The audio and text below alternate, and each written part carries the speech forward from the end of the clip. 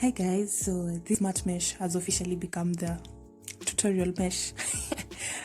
Someone asked me to show them how to use this technique when doing circular or curved patterns. I'm just going to draw a small circle. It can't be perfect, but I'm trying.